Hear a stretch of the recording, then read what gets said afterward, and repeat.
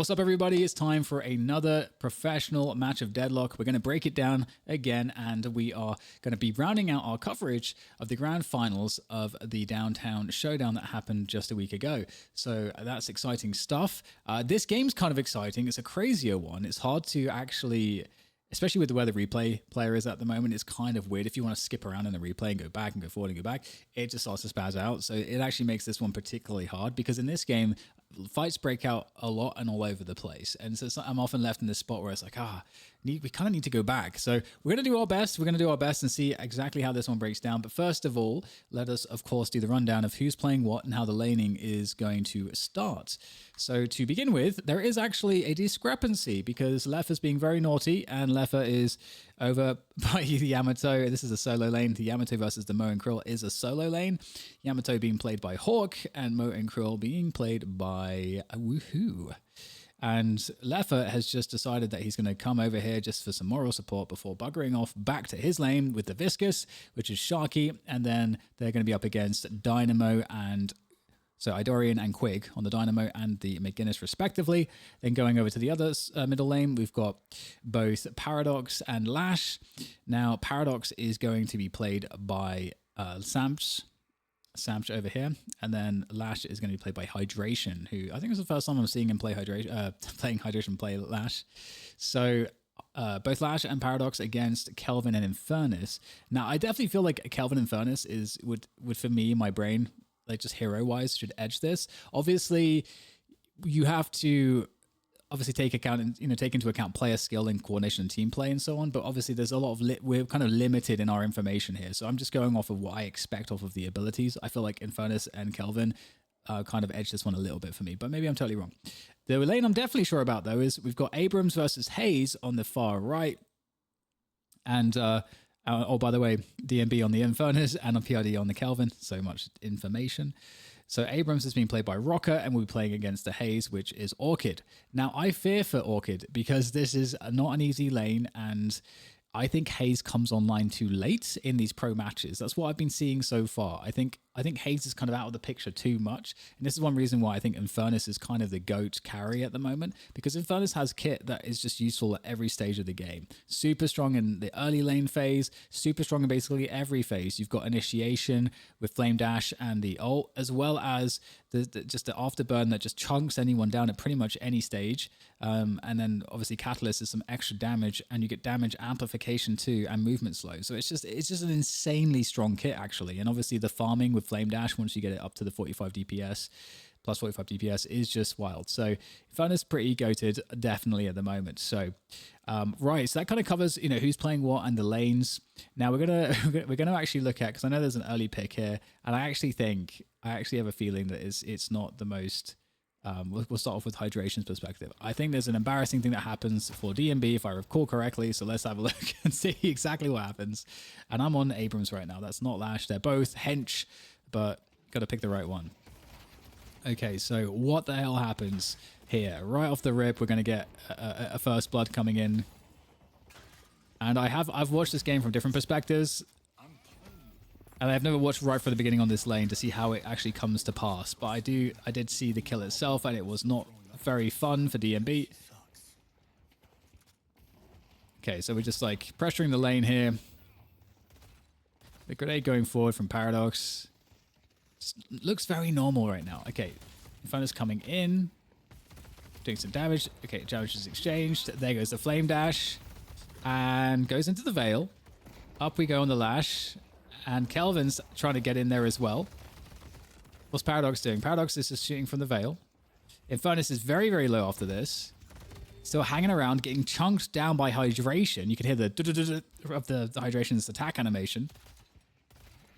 And that seems needless. That's not a good look. Okay, all right, that was a little bit embarrassing. I'm sorry. I'm very sorry, DMB, to put you on blast there. That's very unkind of me.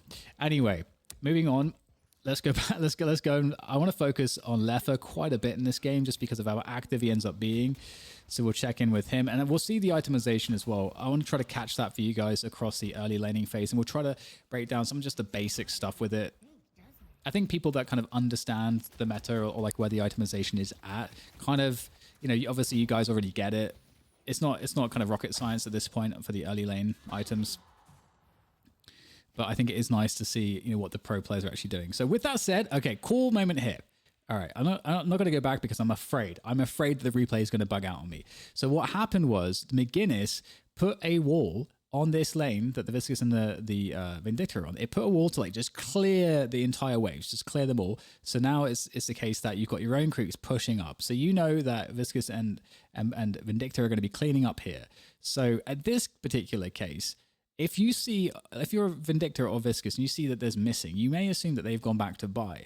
However, in this window where they may have gone back to buy, what they're actually doing is setting up a gank. So there is an element of surprise that comes with this because it's hidden in the timing of, oh, they're just going to buy. So that's not what happens. We get the wall and we get the gank on the Yamato. So that's a nice early pick off there, coming in super fast gank at the 3-minute mark. And it's definitely a lane that, Moenkrill's an extremely strong solo laner because of all of his kit, especially the heal that does damage and 2 times hero damage to heal, which is really, really nice. But Yamato is very good against the Moenkrill and has itemized well for Moenkrill. So we'll check that out in a second. So we're getting some more pressure here. Viscous is a very, very dangerous laner. You can see that the nukes do exceptionally large amounts of damage at this level.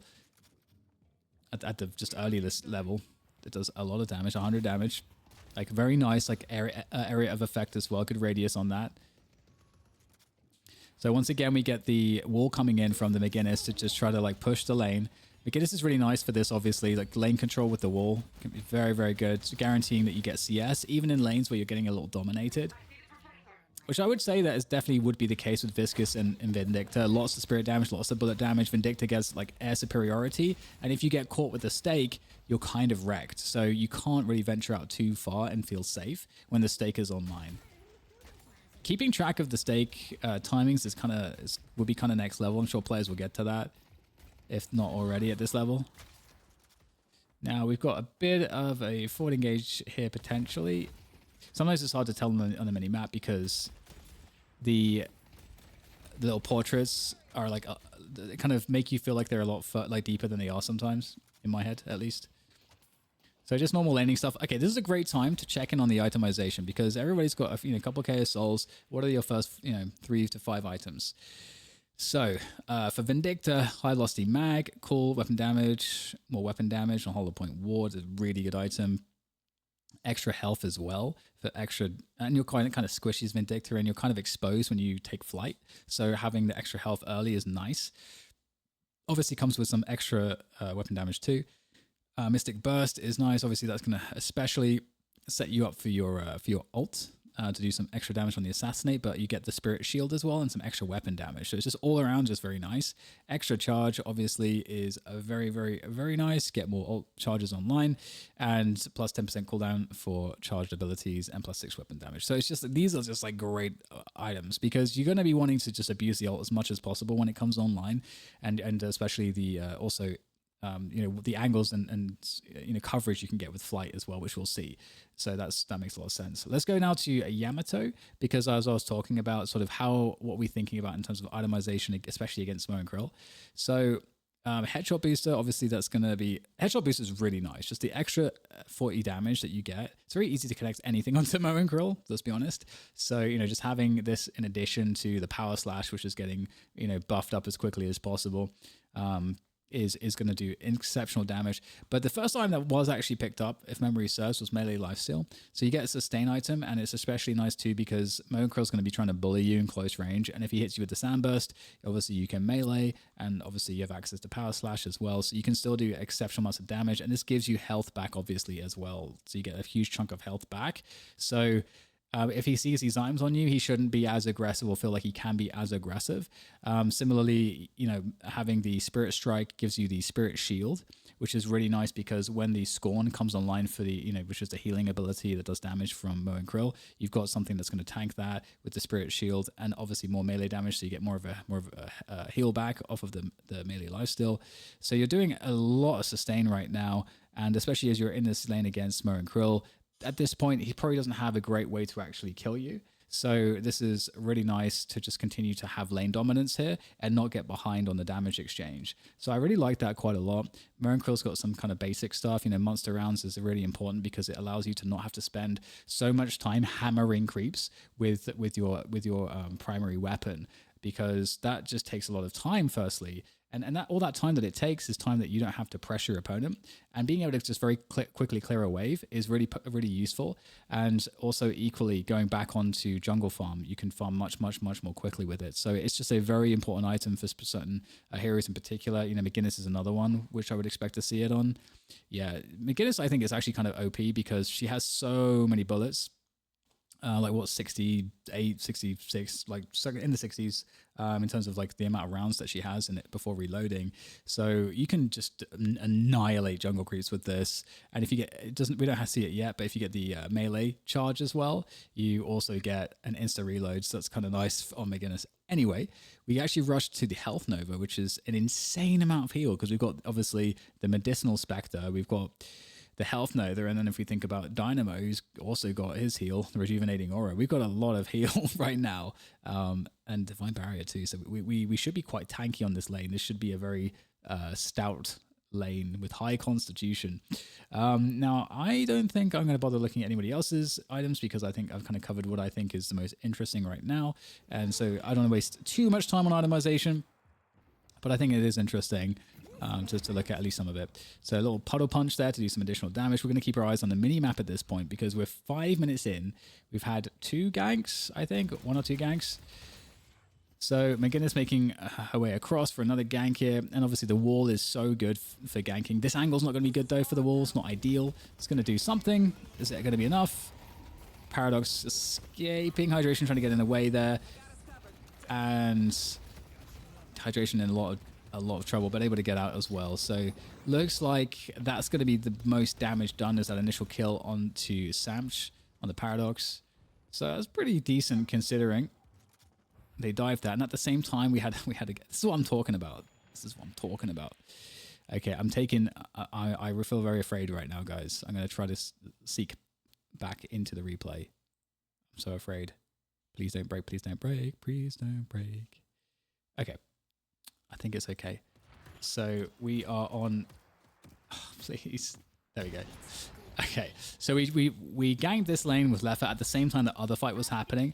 And Leffa's going to get himself a kill there with the Assassinate. So really nice gank. Obviously the ganks with Vindicta are insane because if you land the stake, they are certainly screwed. It's very strong for these ganks.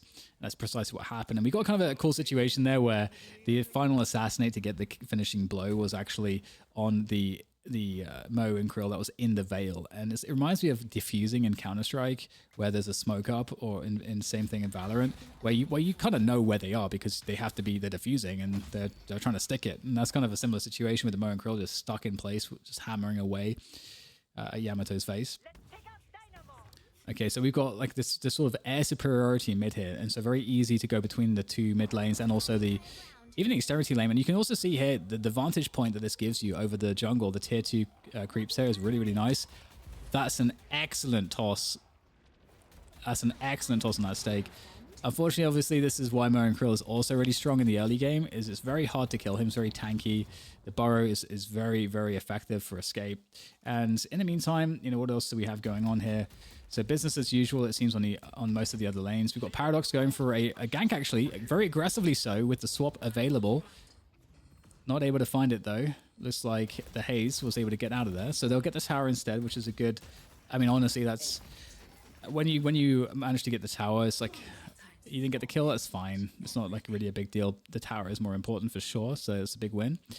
Going back to the Viscus here, we'll see precisely what's going on there. As I say that, Leffa's taking flight, doing more damage here on this mid lane. Nice connection of the crows, although completely negated by the 500 heals that are available. So there is that. Okay, so just keeping my eye on the minimap at this point. Again, lots of fights will be breaking out in this game all over the place, sometimes at the same time. So there's a wall trying to potentially create some problems, but nothing to follow up on with. And now we've got a fight happening here. There's a big swap coming in from Samch. And there is a counterplay from Kelvin. I think he's pretty dead, though. He's getting shot in the ass. And there's the ult. Although the health node that comes in just in time for the Kelvin. And just try to take your time there with that. The Abrams Death Slam or Seismic Impact.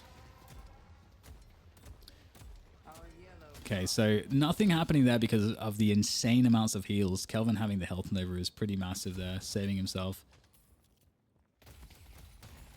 Dynamo coming in on the side here for some extra creeps. Okay, we've got a lot of fights happening here in mid, potentially. They're just hanging out. There was the engage, and then there was a disengage here. And this is sometimes when funky things can happen because there's a lot of heroes kind of in the same place, but they are no longer committed into that original fight. So sometimes you can find like a 2v1 or like a pick off. And Sam's actually takes down D&B in this lane once again. But Lash is going to come in. Death Slam is online. This is, I think, probably going to create a lot of problems.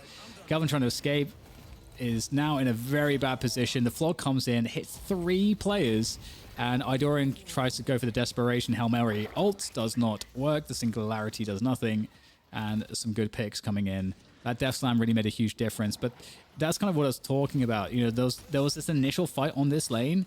There was the disengage. And then enough time passes where it's like this weird kind of spot where you feel like, oh, we can assume that the opponents kind of reset and have left this original area. But it's still not enough time for that. It's like still enough time that they could still be hanging around. And they kind of were. And then there was a re-engage. And because more of your teammates had kind of gathered towards mid, they were available for that re-engage. So you had a hydration here with this Death Slam just looking at that point for that re-engagement and gets it off of the Death Slam. So the back and there's that kind of like push and pull is very interesting in this game. So once again, we've got an opportunity for a potential fight. It's a 3v2 in favor of Team Hydration. And the wall is going to deny them completely. So 60 seconds from the Death Slam. So let's look at Leffa again, see what's going on. Just doing some long-range denies here. Again, Leffa has great access with the flight to get across. There's some visibility. Stake is going to just barely miss, actually. But again, this is highly annoying because D&B has been having a tough time getting farm. Everyone's kind of in parity at the moment. Everyone is on somewhat even farm, and the game's very close in that sense. We're hitting the earn time now. So earn is really the next thing to be thinking about. So Viscous is going to see 3 players. They're going to go for a tower push. At the same time, Team Hydration's going for the earn pickup. So they're going to trade the earn pickup for this tower. So it's only going to work out if they actually get a kill, or sorry, I should say actually deploy the earn, deliver. I knew it started with a D. There's some kind of a D word involved in the urn there, with the urn. So we'll have Alepha escorting this one with Samch, who's carrying it. Samch is an incredible initiator. And I do believe Sam's about to have a very, very fast reaction to seeing this push to McGinnis. Instantly drops the urn, instantly dash jump over into the swap and the wall, and it's just glorious. Sam's reacting just so extremely quickly. He's able to go from 0 to 60 like quicker than a Tesla. It's just like, boom, just sees the opportunity and goes for it. Okay, so Leffa is going to just continue to farm as Samch makes his way across for the earn deposit. Looks like there may be some pressure now, towards the left side of the map from Team Idorian. Obviously, they've got potentially this kind of split push situation. So is there an opportunity here for them to get a walker? I don't think that is going to be possible. Yamato is there, completely stacked at this point. All abilities online. However, 4 players around this point, so Yamato is about to fuck around and find out. The fuck around. We can tick off that box and find out, tick off that box. However, obviously not really getting too deep in there to be in any trouble. Going to wrap back around and we'll see what can be done here. Power Slash is doing insane damage already. 398 damage. That's a lot at this stage of the game. And so here comes Mo and Krill. We haven't seen Mo and Krill really much involved in these team fights just yet. Been on that solo lane for so long. Has cold front, no torment pulse or anything like that. Yeah, just gets annihilated. So Moenkro got kind of like caught out, wanting to join the fight, but just too kind of slow and out of position in that particular instance. And this is going very badly because right now this is rolling on every single side. Great reactions to push everything at once off of these like small skirmishes. The kind of like quick no scope here, and this is the ice beam being completely oppressive. Oppressive really is the best word for that ability, I feel like, to describe it. Abrams going in. There's the seismic impact. Kelvin's going to delay things a little bit longer. I think the Yamato Leffer is just doing so much work here. And they're in a good spot for sure. They've got the entire map pushed at this point. They've managed to get a 20k soul lead during this. Here comes Idorian though with a very, very nice singularity into Hayes' ult. Oh man, the heals are just really keeping everybody alive though. That is crazy that that did not do what it was intended to do. The Hayes ult plus the singularity. Okay, well, God, I always forget Hayes' ult, the name of it. Bullet dance. So that should be pretty obvious. That should be pretty obvious. Singularity plus bullet dance. That seemed like that was a good opportunity, but at least able to catch up some of the farm across the map as it was pushed all the way down to those, those walkers. And finally, we get a disengage here. So this is how crazy this game can be. How you can have a couple fights just like roll into like a multiple lane pushes all at once into more team fights as a defensive reaction is necessary. And coming away with a 17k soul lead now. And obviously has been collected, and there's definitely a lot of farm up on the map. So, going to main lane maintenance right now. And you have these timing windows where you have big power spike leads, and this is something that we need to be cognizant of. As I mentioned previously, getting to the ricochet for the Infernus is a huge power spike, and we're just not there yet. How far away are we? We're pretty far away. Another 3,000 away at least, just under. So I don't know if they can hold on for that, but this is a timing window where Infernus needs to farm desperately.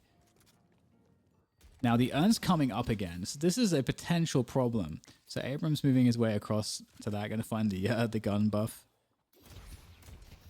Are we going for the urn here? This is surely going to be a point of contention. Are we expanding the lead more for Team Hydration, or are we able to come back? You have a lot of options here. You don't necessarily have to be the one to run it, but you can certainly be the ones to sabotage. And we'll see what is able to happen here. I think I'm going to look at Hydration here because he does have Death Slam online. So huge initiation, especially looking at this team fight. Picking up the soul lens. Okay, so at this point, you're basically saying, all right, you guys got to follow us. If you want to stop this, you've got to now intercept us. So a team fight was potentially brewing. Hydration said, I'm going to pick up the urn and just run it. And so they're going to try to go very safe with this. And is there any reaction? So again, I usually talk about this idea in every game of Deadlock so far that I've covered. Never give up something without getting anything back in return. That is just not good. If this urn just goes for free, that is not good. Okay, so they're deciding to take towers instead. Instead of team fighting over this, they're deciding to go for towers. There is still 2 tier 1 towers up, so that is definitely, yeah, not the best scenario in the world. But that should be able to help them come back. And what do we buy here for Infernus? Toxic bullets. So that makes sense, getting the toxic bullets online first. Obviously, you can't farm quite as quickly as when you get the ricochet, but it's still very good. And the thing is, especially like here, if you feel like your farm is behind, you have to prioritize what is the item that will get impact in these team fights more quickly. So if you can get a super fast ricochet, I like that just because you are able to farm even more quickly. So it's kind of a compounding impact on your farm. However, toxic bullets is going to be doing a significant amount of single target damage, which is very important because if you spread the damage out, I mean, that's all well and good, but if you aren't able to actually get any kills off of it, it's not really going to be too helpful. You need to be able to take people out of the fight quickly, and toxic bullets can definitely do that. Okay, so once again, we're in this lane maintenance phase. And you can see people are quite tentative here, just trying to farm, trying to collect the the goodies from the crates. However, Sam's looking for an engage. The Flog comes in and Wolf to try to deny. I mean, this is very dangerous. Very dangerous here for Quig. Very dangerous. Absolutely dead. Just so dead. Never saw someone more dead than Quig there. This is kind of the problem, though, is that you're trying to farm to kind of make the difference happen, but you have so little map control because every lane is so pushed, which allows the other team to pick their ganks really effectively. So that's kind of an issue. And now we're going to get these split pushes on multiple walkers at once. And this is a pretty good decision-making inflection point as a team. And I don't know what the best answer is necessarily. So I'm curious what you guys might think in the chat. So let me know in the chat if you have thoughts on this. But you're in a situation where you're getting two walkers like pushed. Do you try to just jump, just like defend, just sack one and just try to force a team fight? Or do you try to defend both?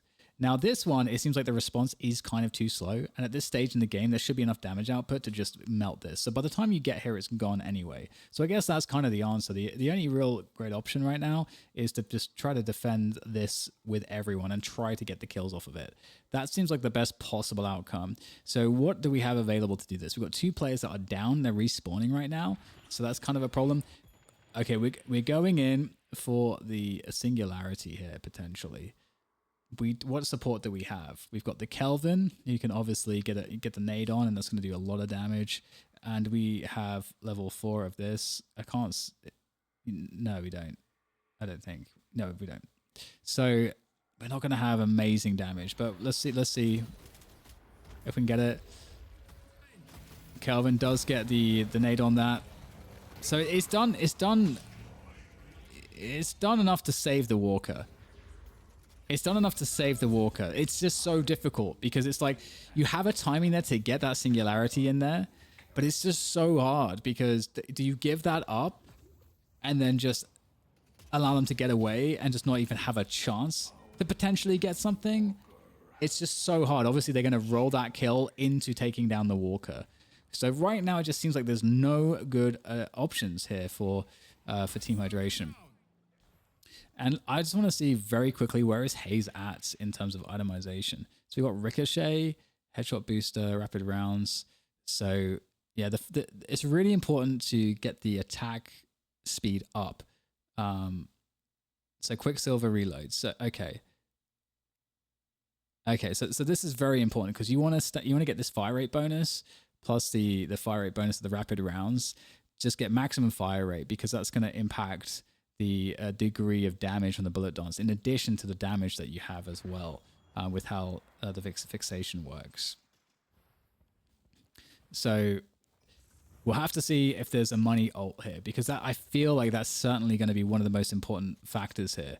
And in terms of the itemization here for DMB, is looking to get onto that Ricochet, I'm sure. So there is definitely a world where it's possible to bring it back, but look at the difference. So this is the interesting thing too, is that Team Hydration was able to kind of roll a couple like fights into just non-stop aggression across the map. And they just kept coming out ahead and ahead and ahead. And nothing, there wasn't like a big team wipe necessarily that happened. It was just, kill here, a kill there, just pushing this lane back, pushing that lane back, getting this objective, getting ahead on these objectives and those objectives. It's so incremental, but just continual. And McGinnis caught again. So this is looking at this point like we're suddenly in this spot where they seem to be too far ahead. And we got the refresher on here as well. Ooh, dangerous. Okay, so just imagine this. You get hit by this ability that does 680 damage and then it's instantly available again. So you get nuked potentially for just like 3,000 plus damage. That seems outrageous. Wait, sorry, 1,600 plus damage. My brain just decided to just do a 4 times multiplier for no reason on 5 on that. You know what? all my math is wrong, and this is highly embarrassing. And I should just, if I could get up right now and walk away, I would, but I can't because I got to finish this video. Okay, so it looks it looks as bad for Team Idorian as it is, as my math looks right now in this demo replay. So at least they aren't alone. So devs, everything's online. Looks like they haven't really considered all that much, like going to the mid boss. They have such a lead that it's not even really necessary. They have such a lead that they could kind of just do any approach and it's going to be fine. There's so much initiation available as well here. Like, it's actually kind of crazy. You've got, like, between the Lash, the Abrams, and the Paradox, the levels of initiation are wild. And you can see at this point, it feels like McGinnis kind of falls off a little bit in terms of the utility. Just because in these fights, against all that initiation, what abilities do you really have on McGinnis that's going to give you anything to help?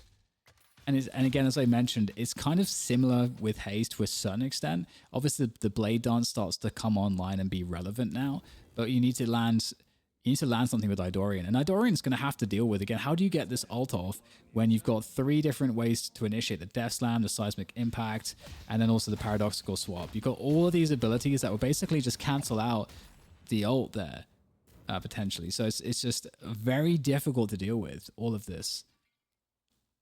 And then obviously you got Yamato, who's just farmed as well, and will just nuke your entire team. So it's looking really nice here. So the game basically feels over at this point. Teams at this level shouldn't really make a mistake. So what I'm interested in now is, they could have done a lot of different things. They could do the mid boss 6v6 because they are so far ahead that if this was to be challenged, that's like, it's kind of like a bait, because the other team would be like, oh, this is a good opportunity for us to like get back in. So you know that it's a fight that they're probably going to take or try to take, because what else do? Do they just sit back and allow you to farm even more and then just wait for you to attack? That would be a good moment to potentially create a possibility to come back into the game. The other issue, as I think I mentioned earlier, is that Mo and Krill kind of drops off towards the late game. Here comes the swap as I say that. And we've got just annihilation. So Mo and Krill kind of falls off in the late game, and we didn't really get to see too much in the early game because Mo and Krill is just basically on that Yamato 1v1 for the first 10 minutes. So total control in this game really from Team Hydration, and now they're just finishing off the job. Oh dear. So it seems like that's kind of it. It's a really quick one today, I guess. I gotta say, I feel like the other ones I did were more analysis-y, but I think in part because the games were also more close in general. I think it created more of this equilibrium where there were clearer sort of kind of like, we're farming on our side of the map, you're pressuring our side of the map a little bit, but then we kind of fight you off. Then we're running the urn. There's actually like team fights around the urn. Like, it just felt a little bit more structured. But this game, it felt like it was being very, very hard. Perhaps it's due to the composition and just maybe the players on something. This is the thing at this point too. At this point in the game, players will probably have fairly different levels between the different heroes that they play. Oh my goodness, it's just annihilation. Just, oh my god. Everyone's getting wrecked. Oh. The Yamato is a savage. Oh, it does so much damage. This is just so annoying. There comes the slash. She just can't get away. It's just so obnoxious. And this is the other thing, by the way, why getting the melee lifesteal and obviously the Spirit Strike is really nice, is because obviously, because of the grapple with Yamato, it's just like the Attack on Titan kind of situation you got going on. It's just like you're going to be able to punch them, like slap them every so often. If you run out of ammo, it's going to do a lot of damage and get your life back. So it's really, really nice for that as well, which I failed to mention earlier for some reason. All right, so that's it, guys. I don't know what to tell you. I don't think this one was as full of analytical gems as the previous one, because I think it was just fairly straightforward. We had domination, I think, across the entirety of the map here. So a very different look compared to the previous game, which did look like there was more options. for Team Idorian to win. So, well done. Obviously, we can see here like great stuff from Yamato, but really this was a really good team effort. And I think that the initiation between the seismic impact, the death slam, and the paradoxical swap was really highly impactful because it enabled them to, again, when there was those re-engages or just these sprawling fights, it was able to help them get these advantages to just like actually get the kills. And especially if you consider the level of sustain between Kelvin, Dynamo, and McGinnis in the early to mid game, it's kind of huge. And so the fact that they got so wrecked on actually the towers is pretty impressive. And the fact that also they were unable to really find a way to put the pressure on was also telling. This seemed to be another issue, is that they couldn't find a good way to put pressure on to the objectives. Whereas with the damage output, the initiation of this lineup, it seemed like they were in a great spot. It also seemed like Mo was in kind of locked down in this like solo lane for a very long time and just out of the action. Obviously, you got to put someone against the Yamato, and I guess it's like a hard one to choose. Like, who do you put against Yamato of this lineup? I don't think you're putting Hayes against that because, Hayes can at least farm against Abrams. Hayes is not going to have any lane control against Abrams, but Hayes can at least farm against Abrams. Whereas against Yamato, I feel like the Hayes is just getting just completely devoured, just eaten up. And so I guess this one makes sense. But yeah, like, is it the Infernus against the Yamato that would have been better? Maybe. Infernus is a strong laner. Maybe they're trying to protect their farm on the Infernus a bit more. Obviously, Infernus plus Kelvin is quite dangerous together, but they just also lost their lane against the Viscus and the Vindicta. So I don't know. It's hard to say how much. Okay, I'll leave it with you guys in this question. How much do you think that this was difficulties with the comp versus a skill difference? Like, where do you guys fall on that? That's the question we're end on today.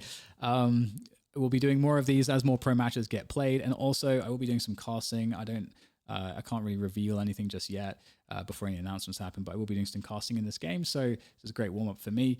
So I hope you guys enjoyed this. If so, please share, subscribe, like, all those things you guys know how to do. Appreciate the support, and I'll catch you guys later. Cheers.